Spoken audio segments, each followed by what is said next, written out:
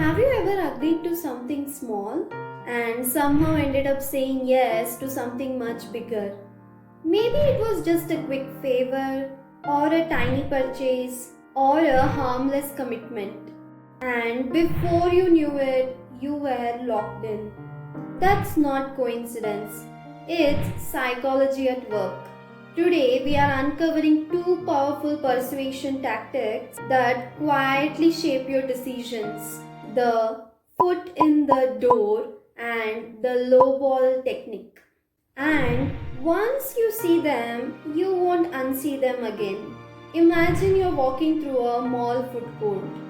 Someone offers you a free sample. It's tiny, no pressure, and you accept it. A moment later, they ask if you had liked to buy the full product. Suddenly saying no feels awkward. Why? Because you already said yes once.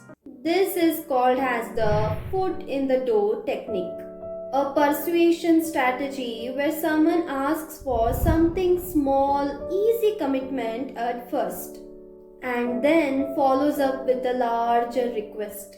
And here's the psychological trigger: humans crave consistency.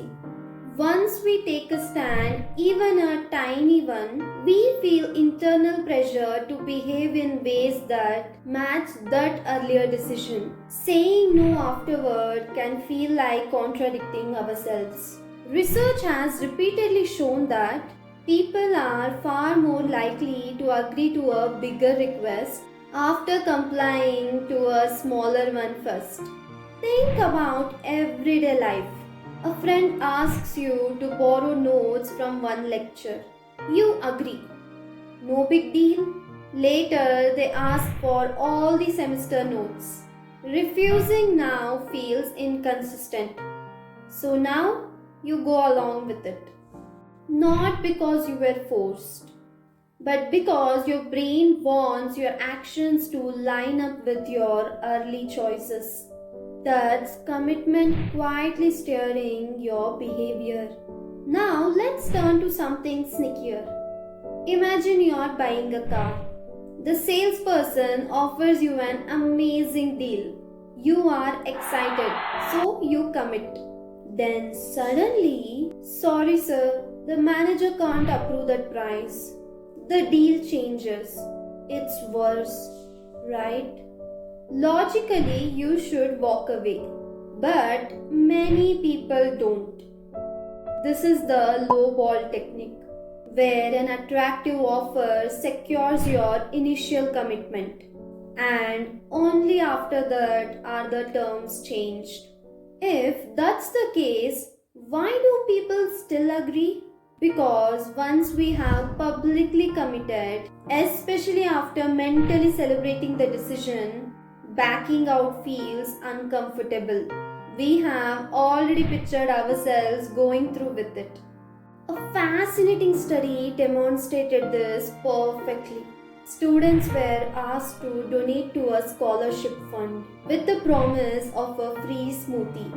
After agreeing, they were told the coupons wasn't available anymore. Surprisingly, many still donated. But when people were told upfront that there was no smoothie before committing, fewer agreed. What's the difference here?